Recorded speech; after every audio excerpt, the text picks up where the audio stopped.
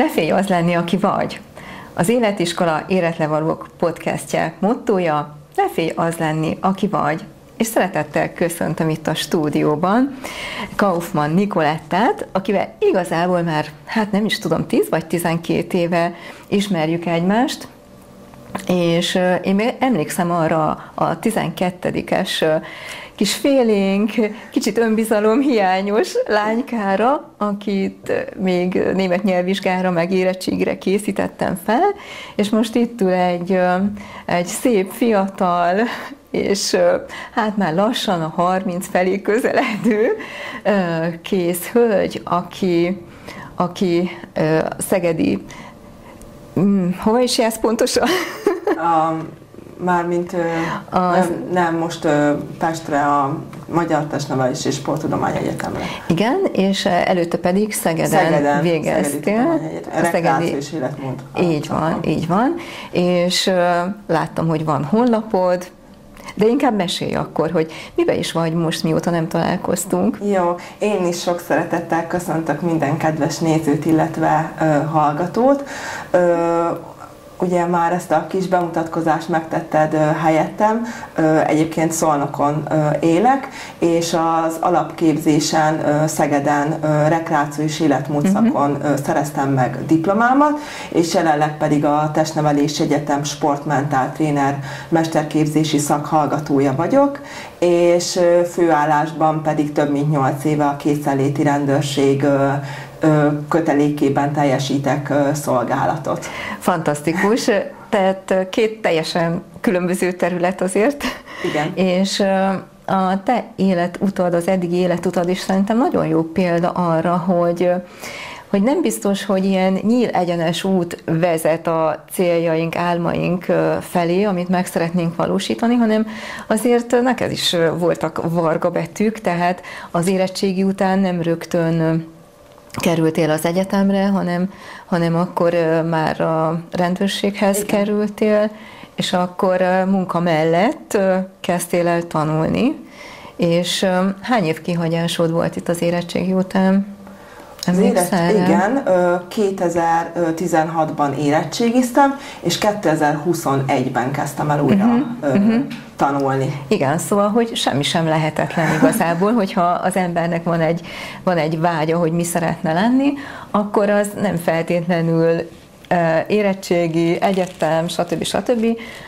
Lehet, hogy valakinek be kell járni előtte egy másik utat ahhoz, hogy eljusson oda, ahova szeretne, és többször is összesodort minket az élet, hogy így mondjam, ugye először az érettségire való felkészülés, utána a nyelvvizsga felkészítés során, és tudom, hogy azért ott is voltak olyan pillanatok, amikor nem sikerült valami elsőre, és ugye ezeket mind kezelni kellett.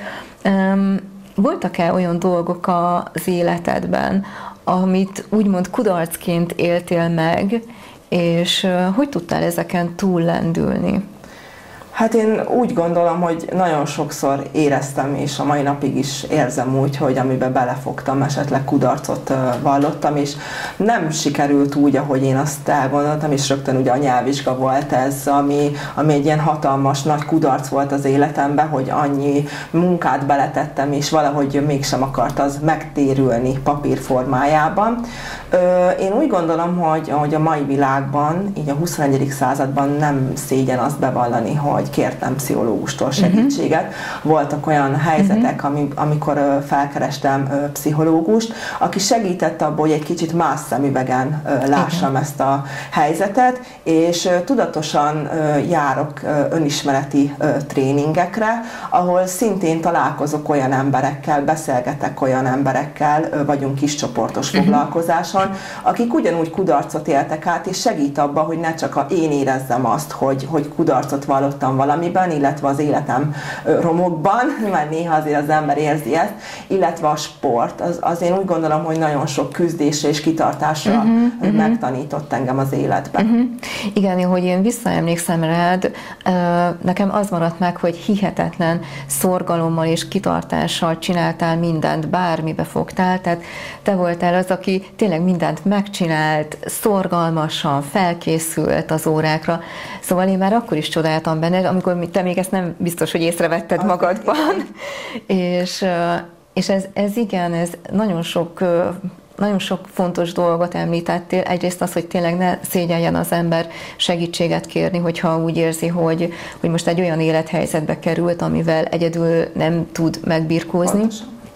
A másik, hogy az, hogy ne féljünk a hibázástól, ne féljünk úgymond a kudarcoktól, bár nem szeretem ezt a szót, úgyhogy át is keretezném ezt gyorsan, de ugye nagyon sokan így beszélnek róla, jó, kudarcot vallott, de a kudarc igazából nem kudarc, hanem egy tanulási folyamatnak a része.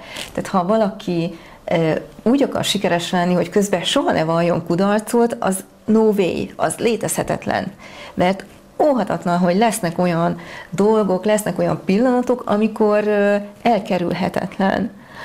És tehát, hogy általában az a lényeg, hogy föl kell állni, és aki egyel többször áll fel, mint ahányszor kudarcot vall, igazából az tud utána sikeres lenni. És téged mire tanított meg ez, vagy mire tanítottak meg ezek a helyzetek?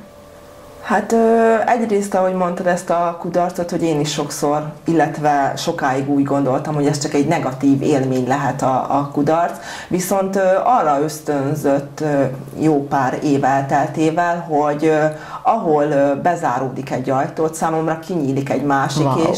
És tényleg sablonosnak tűnhet ez a mondás, de én nagyon sokszor megtanultam az életben, illetve megtapasztaltam az életem során, hogy ez valóban így van. Uh-huh. Hát most nem látod, de libabőrös lettem ettől, amit mondtál, hogy ez mennyire igaz, igen, hogy a kudarc az gyakorlatilag egy lehetőség arra, hogy valami jobbat hozzunk ki abból, amit éppen csinálunk, vagy az életünkből. És gyakorlatilag itt kell ez a fajta tudatosság, hogy átkeretezni azt, hogy igen, ez egy lehetőség, megmutatott nekem valamit, hogy itt most valamit meg kell fejlődnöm, vagy másképp kell csinálnom, de ez egy lehetőség igazából, és nem egy akadály, nem egy probléma. Bár amikor benne van az ember, akkor nem így éli meg, de minél többször szembe kerül ilyen helyzetekkel, szerintem annál nagyobb ellenálló képességet szerez, és egyre inkább érezni fogja, hogy oké, akkor most itt van ez a helyzet, hát már nem tudom hányszor kijöttem hasonló helyzetekből, akkor lássuk, hogy mit akar ez megmutatni nekem, és mi az a jobb, ami itt vár, igen. Csak még nem veszem észre, hogy általában az élet szereti, hát nem a legszebb csomagolásba csomagolni az ajándékait,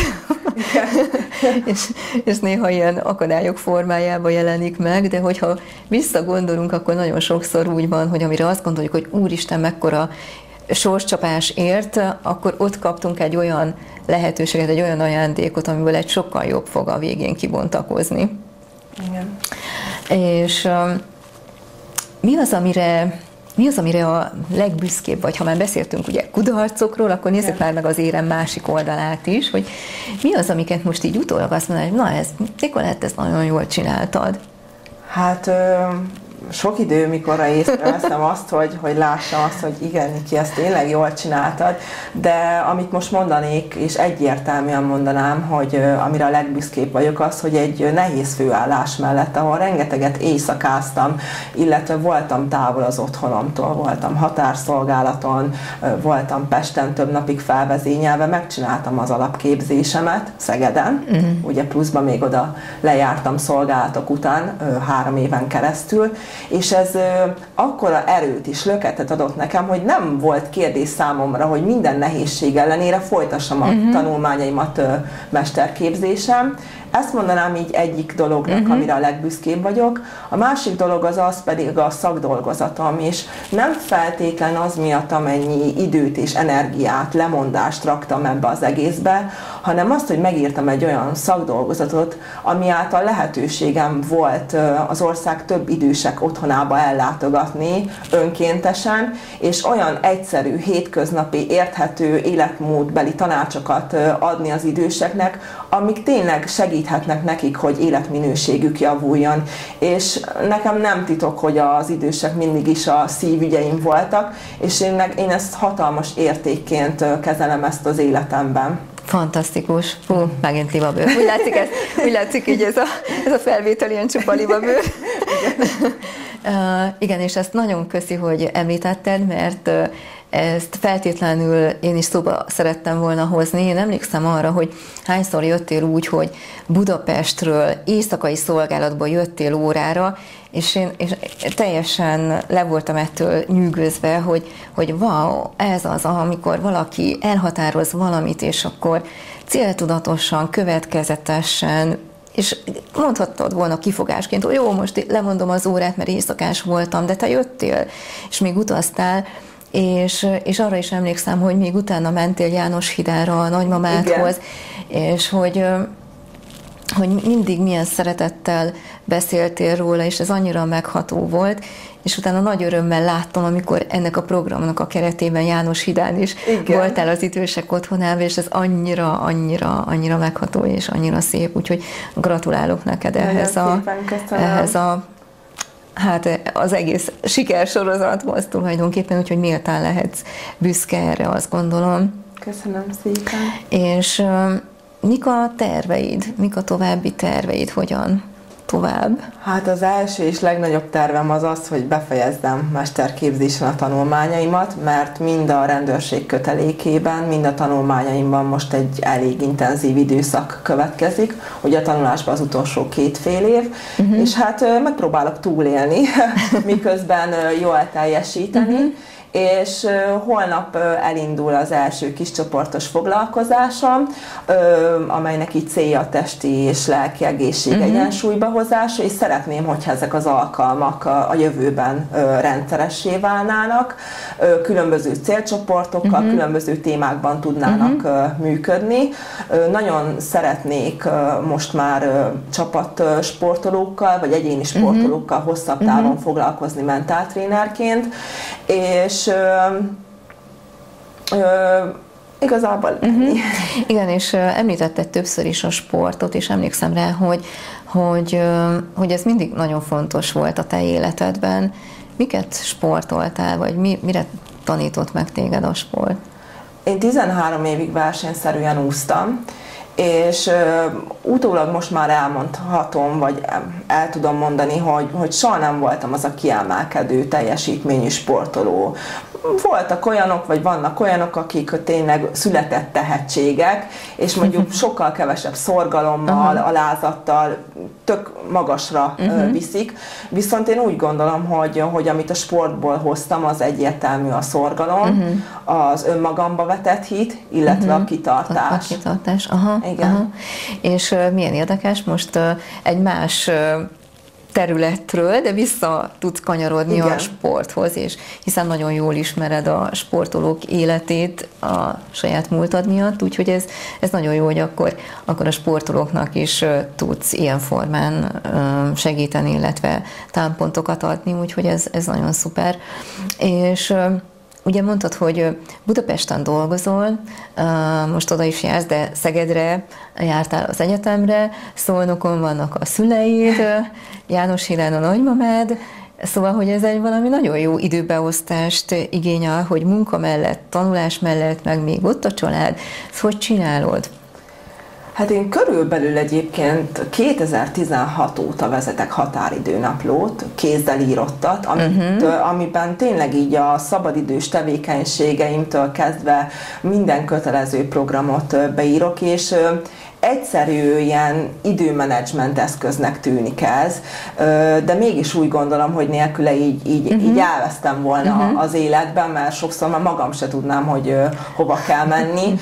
Szóval én amúgy tényleg bátran ajánlom mindenkinek, hogy ha még nem kezdett el határidőnaplót vezetni, akkor vezesse, mert az is egy ilyen kis én idő, hogy leülök, átgondolom a napomat, a hetemet, és például, mikor államvizsgára is készültem, akkor is ugye elég szoros volt a munkaidőm, akkor én óráról pontosan levezettem egy napomat, hogy itt mikor lesz szünet, itt mettől meddig tanulom a tételt, és úgy gondolom, hogy amikor tényleg ilyen kicsit ilyen robotüzemmódba kell kapcsolni, akkor tök nagy segítség az, hogy tudod, hogy mikor, hova kell menni, mit kell csinálni. És nem kell még azt is fejben tartanod, és ott van megvannak a prioritások, és hát ezt én is tudom ajánlani mindenkinek. Egyébként szerintem nagyon sok, hogy is mondjam, régebb óta fiatal is tanulhat Nikitől,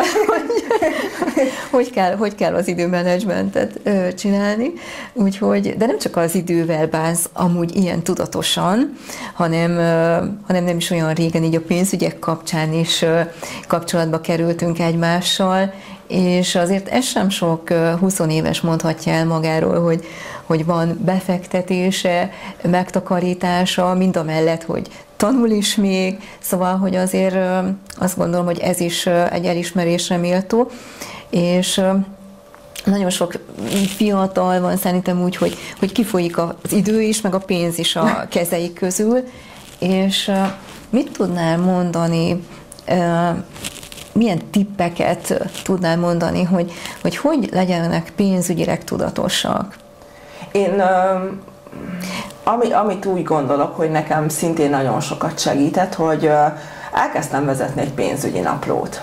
Mert ugye mobil applikáción keresztül látom azt, hogy mennyi bevételem van, mennyi áramlik ki, de mondjuk csak odaírtam a kártyámat, és akkor nem mondom, hogy nekem nem volt olyan, hogy folyt a kezem közül a pénz, mert nőként ide is kell, oda is kell, tök jó ruha, minden, és én abba tudatosan kezdtem el vezetni a bevételeimet, a kiadásaimat. Ott van ugye 2 hosszabb távú befektetésem is, amik nem mondanék egyébként nagy összegnek, de azért de úgy gondolom, hogy megtettem így a kezdő tudatos lépéseket, és szerintem nagyon fontos az, hogy így a pénzzel is, ahogy mondtad, tudatosan bánjunk, és nekem például ebbe a kis pénzügyi naplóba is van egy olyan, hogy egy ilyen kívánságlistás oldal, amiben 1 évre előre leírok olyan dolgokat, amik tényleg nagyobb összeget igényelnek, és hogyha valami kis örömér, vagy úgy gondolom, hogy jutalmazásképpen megjutalmaznám magamat, akkor ezeket így ki tudom pipálni belőle. Fantasztikus, nagyon. És sokszor úgy gondolom, hogy nem kell ilyen nagy drasztikus lépéseket tenni, elég ilyen pici, még az is jó, hogyha csak te látod azokat a kis lépéseket a tudatosság felé, akár ugye az időmenedzsmentben, akár a pénzben, csak legyenek meg azok a kis apró kis kezdő lépések. Igen, ez egy nagyon fontos gondolat, mert sokan azt gondolják, hogy majd akkor elkezdek foglalkozni a pénzzel, ha már sok lesz. Igen. De pont fordítva működik, tehát aki a relatíve kevesebbel is azt mondja, most kinek mi a sok, meg persze. A kevés, az ugye relatív, de egy kisebb összeggel, ha nem tanul meg az ember gazdálkodni, akkor a nagyobb is ki fog folyni a kezeik közül. Szóval pontosan ezek a pici, apró lépések vezetnek el, és tényleg mind az idővel kapcsolatban, mind pedig a pénzzel kapcsolatban oda, hogy meg tudjuk teremteni magunknak azokat a dolgokat, amiket szeretnénk.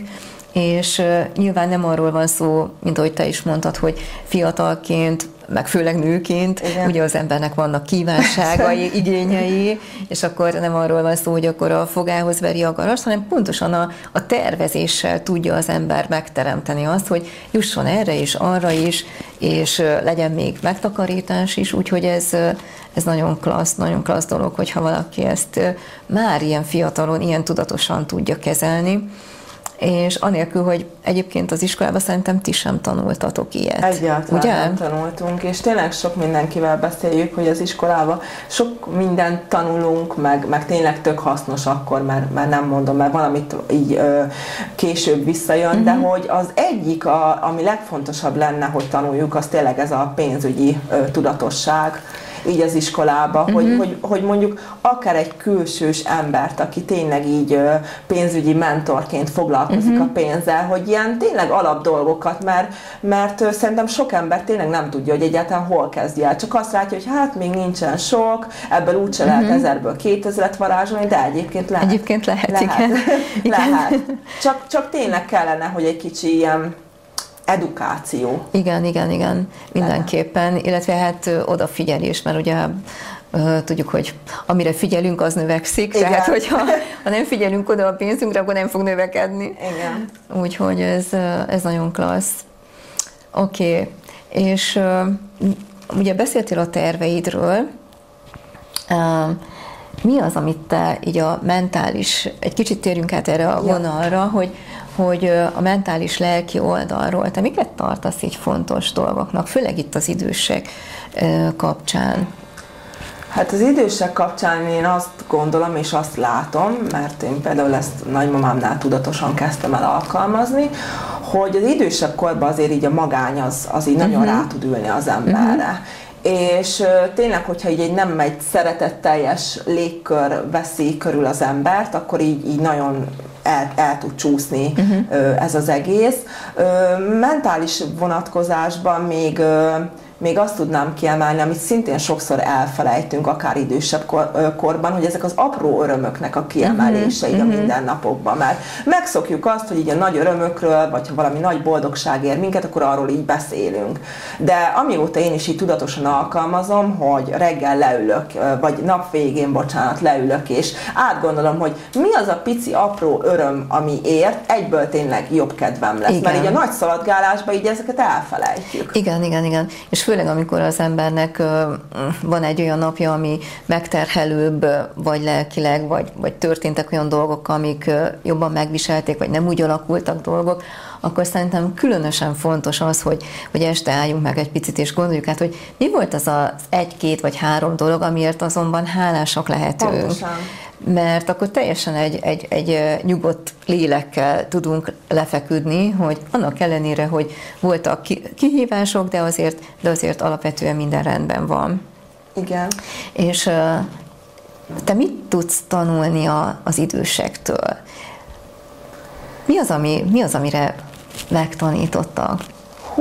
Hát én így, mivel hogy, ahogy így beszéltünk róla, nagymamámmal nagyon szoros a kapcsolat, de hogy ugye sok időssel találkoztam így az idősek otthonába, ez a élni akarás, ez az akaraterő, és nekem ez még így mama is például így tolt rá mindig az, hogy ő is akarta, mert lehet ezt 91 évesen is akarni. 91 éves? Igen, 91 évesen is, és sokszor tényleg ő támogatott engem, hogy Niki, hogyha már elkezdted, akkor ne hagyd abba.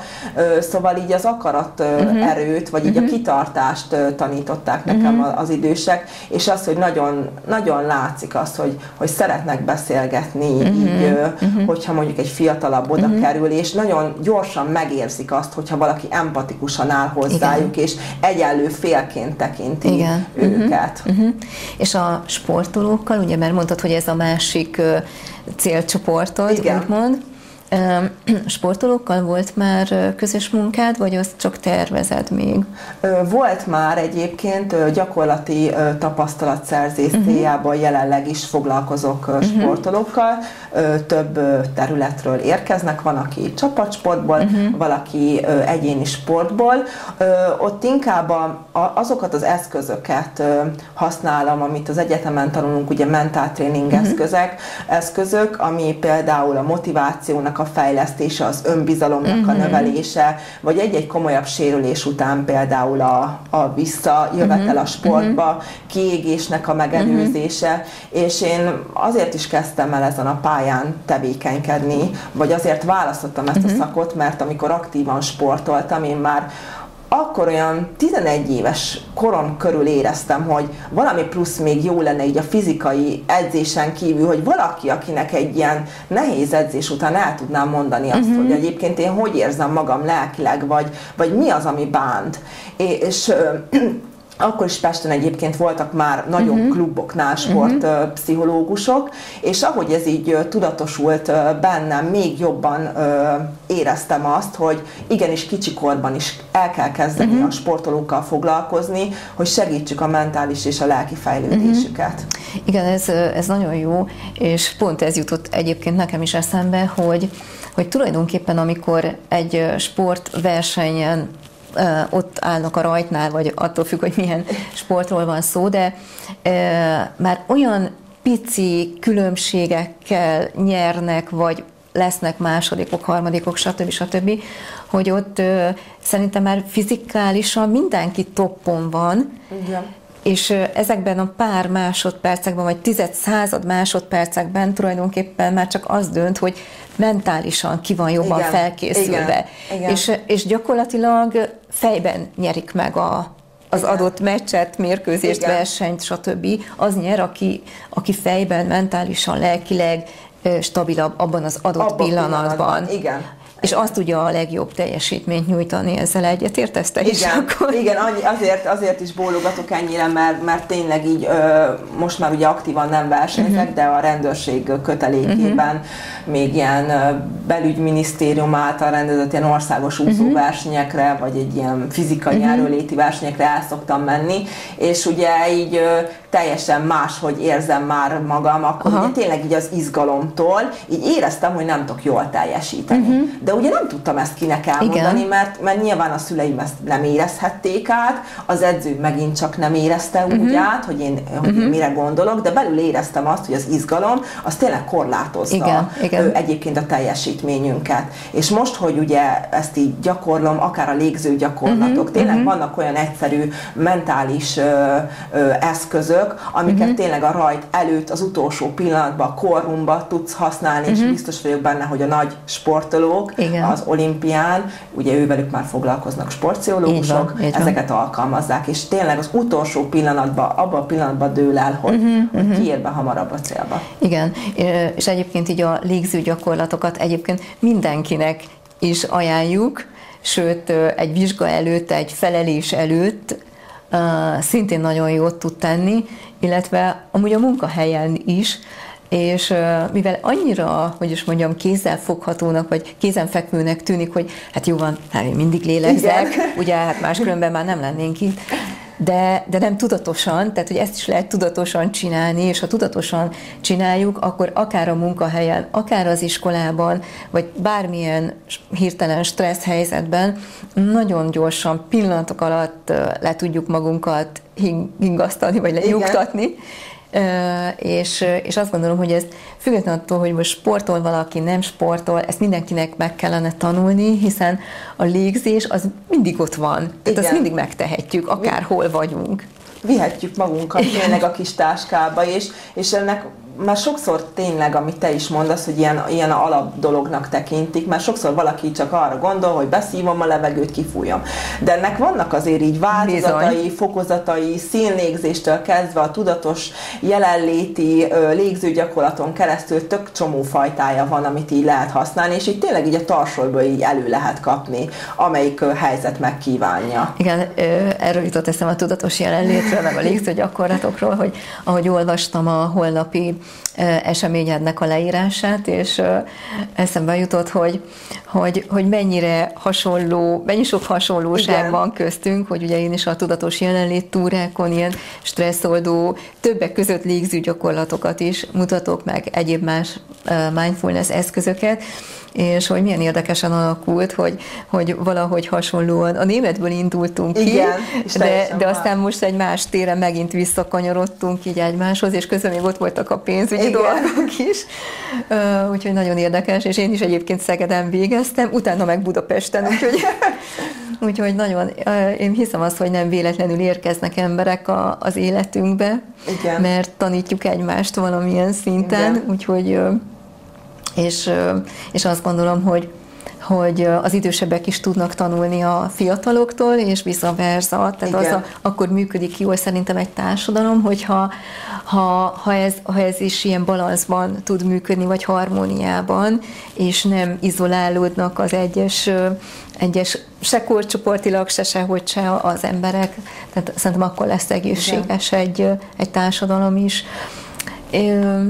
Mik az álmaid? Ugye terveket, célokat mondtad, de van-e valami olyan titkos vágyad, hogy amit így dédelgetsz magadban, hogy fú, ha ezt elérném, akkor fú. Tehát ami olyan nagy, hogy megijedsz tőle, hogy úristen, ezt fú, hogy lehetne elérni? Hát az egyik az olyan, hogy mondjuk így lehet, hogy számomra ez most tényleg így foglalkoztat napi szinten, hogy mind rekreáció és életmód szakemberként, mind pedig sportmentál trénerként olyan kézzel fogható segítséget adhassak a hozzám forduló embereknek, illetve sportolóknak, amiket tényleg magukkal tudnak vinni, mert sok esetben tényleg csak annyi lenne, hogy valaki mondjuk empatikusan meghallgatja őket egy órán keresztül, vagy segít az elakadásoknak a megküzdésében, és én nagyon szeretnék jó szakember lenni mind a két területen. Ez az egyik ilyen álmom. Magánemberként az egyik ilyen nagy álmom, ami hát sajnos idén nem jött össze, de Balatont mindenképpen szeretném átúszni, mert még erre soha nem került sor. Szuper. Valamint így a pénzügyileg azt, hogy hamarosan szeretném az első lakásomat megvásárolni, és ez számomra is hihetetlen, hogy már itt tartok, hogy ezt így ezt kimerem mondani. Szóval, hogy ez ilyen nagyon nagy álmom, hogy legyen egy saját lakásom. És a másik az, hogy jó ember maradni. Ilyen általános álomnak hangzik az, de egy olyan tiszta szívű, jó szívű, jó lelkű, segítőkész ember, aki szeret másoknak adni, és ezért cserébe nem vár semmit. Mert sokszor úgy érzem, hogy néha a világ kezd egy kicsit más irányba fordulni, de én ezt nagyon szeretném, ez az érték mellett élni az életemet. Hát, mondtam, hogy ez a harmadik libabőr. Hát igen, ezek után nehéz mit hozzátenni. Igen, nagyon szép gondolatokat fogalmaztál meg, és azt gondolom, hogy nagyon sok ilyen jó, tiszta szívű emberre és segítőkész emberre van szüksége ennek a világnak, úgyhogy én bízom benne, hogy ez így is lesz. Hogyha többen érzünk így és gondolkodunk így, nem véletlenül vagyunk mi így együtt most szerintem, akkor valószínű, hogy ez a világ itt jobb hely lesz. És végezetül arra szeretnélek kérni, hogy a fiataloknak mit üzennél, illetve egy másik dolgot is majd még utána, de mi az, amit üzennél a mai középiskolásoknak, fiataloknak? Ez a legnehezebb kérdés, mert szerintem sokszor, illetve én is volt úgy, hogy olyan jó lenne valami bölcsességet kapni így idősebb emberektől, ami mentén tudunk haladni az életbe, és valaki ezt megmondja, és akkor az úgy lesz. Viszont így évesen megtanultam, hogy ilyen varázsütésre nem történnek dolgok, akármennyire szeretnénk is, de így az én utamat, ahogy így megpróbáltuk így bemutatni, hogy annyira kanyargós, hogy sokáig nem tudtam, hogy mi szeretnék lenni, pláne nem középiskolában nem tudtam, hogy merre visz az utam, és hogy mi lesz belőlem, de már elmondhatom, hogy tényleg a kitartás és a türelem, az tényleg elvezet a céljaink felé. A másik a tanulás, azt nagyon szeretném kiemelni, hogy tanuljatok az, ami érdekel titeket, illetve tűzzetek ki rövid, közép és hosszú távú célokat. Én is elkövettem azt a hibát, hogy elsőként rövideket nem tűztem ki, és kevés volt a sikerélmény. Igen. De hogy rövideket azért fontos kitűzni, ami folyton újra és újra erőt és löketet ad ahhoz, hogy a hosszú cél felé meneteljünk, és hogyha úgy érzitek, hogy most mondjuk beleragadtatok egy olyan helyzetbe, ami számotokra nem jó, akkor merjetek rajta változtatni, nem kell hatalmas lépésekkel haladni, és még végezetül azt, hogy ne hagyjátok azt, hogy mások lehúzzanak, vagy visszaráncsanak, és igenis, hogy álljatok ki, és menjetek az álmaitok felé. Hát, nagyon szép volt. És igen, a célkitűzés az nagyon fontos. Tehát az fontos tudnunk, hogy merre tartunk. Igen. Ugye? Tehát, hogyha nincs egy irány, akkor olyanok vagyunk, mint egy hajó az óceánon, hogy lök erre, lök arra a hullám, de igazából sem erre se tartunk.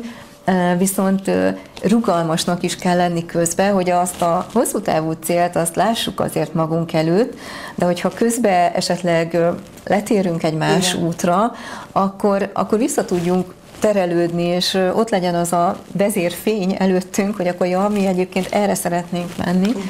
És a másik dolog, amit kiemelnék, a sikerélmény, hogy az nagyon fontos, hogy legyen sikerélmény, és pontosan emiatt, amit mondtál, hogy ha csak a hosszú, messzire tekintünk, és nem vesszük észre közben, hogy azért ma is tettem egy dolgot, és ismerjük el, hogy akkor ma is haladtam egy kicsit a célom felé, tehát bontsuk föl azt a nagy célt kisebb falatokra. Ugye szokták mondani, hogy az elefántot is meg lehet enni falatonként.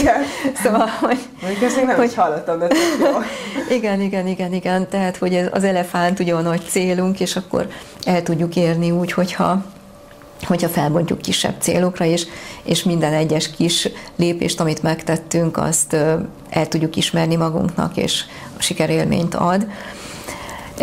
Hát nagyon köszönöm ezeket a gondolatokat, mert fantasztikus, és mivel 12 évvel ezelőtti Nikit is ismertem, azt kell mondjam, hogy hatalmas utat jártál be, és az önfejlesztésben, a tudatosságban óriási lépéseket tettél, úgyhogy én nagyon gratulálok ehhez. Nagyon szépen köszönöm. És nagyon sok sikert kívánok. És még egy dologra szeretnélek kérni, hogy egy stresszoldó légzőgyakorlatot, vagy ami azt gondolod, hogy így neked a legtöbbet segített mondjuk egy vizsga előtt, vagy egy stresszes helyzetben. Tudnál nekünk mutatni? Igen. Vagy teljesen így Persze, igen.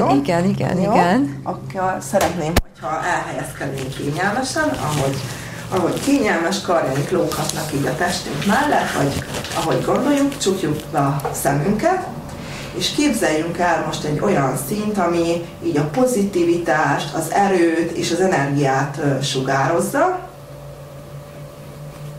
Ha ez megvan, akkor képzeljünk el most egy olyan szint, ami a stressz, a nyugtalanság, a türelmetlenségnek a színe. Erre is hagyok időt, hogy egy kicsit mindenki elképzelje. És hogyha ez megvan, akkor most egy nagy, mély lélegzettel szívjuk be azt a pozitív energiát,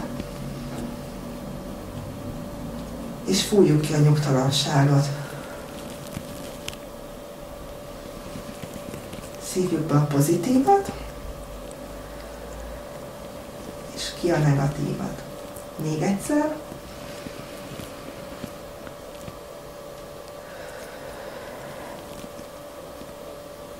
És akkor, hogyha ez megvan, akkor kinyithatjuk a szemünket. Ezt egyébként így 10-szer, minimum 8-szor érdemes megcsinálni, és én ezt azért választottam, mert nekem tényleg van kedvenc színem, amilyen, hogyha jó kedvem van, akkor a fellegek felett járok, és amúgy mindenben rózsaszín szóval nekem az ilyen színem. És így a nyugtalanító színt is, ahogy így kiválasztottam, így tényleg elhiszem azt, hogy egy mély lélegzettel beszívjuk a jó színt, és egy lassú kilégzéssel a negatívat, akkor ezt így, ha folytonosan, de ebbe is így fontosnak tartom kiemelni, hogy így ezt így rendszerezzük a napjunkra, szóval, hogy most ez így lehet, hogy így elsőnek így valaki ilyen szkeptikus, hogy mert jó, oké, beszívom a jó szint, meg kifújom a rosszat, és akkor most ettől mitől lesz jó. De ha minden nap mondjuk tényleg egy 5-10 alkalommal megismételjük, akkor ilyen rendszeressé válik az élet. Igen. Hát nagyon fantasztikus volt, még így a színekkel nem próbáltam. Nagyon sokféle egyéb más légzőgyakorlatot, de ezt még én sem próbáltam, úgyhogy nekem is mutattál újat, és remélem, hogy fogja mindenki tudni használni a mindennapok során, jussanak eszetekbe ezek az eszközök, és egy-egy vizsga, vagy felelés, vagy bármilyen más stresszes helyzetben alkalmazzátok, mert a légzés mindig kéznél van. Úgyhogy Niki, nagyon szépen köszönöm neked, hogy eljöttél, rendelkezésünkre álltál, és megosztottad a jó tippjeidet, a tudatosságodat illetően. Úgyhogy köszönöm még egyszer, hogy itt voltál. Köszönöm, hogy itt lehettem, és hogy meghívást kaptam az életre való. Köszönöm. Én is köszönöm.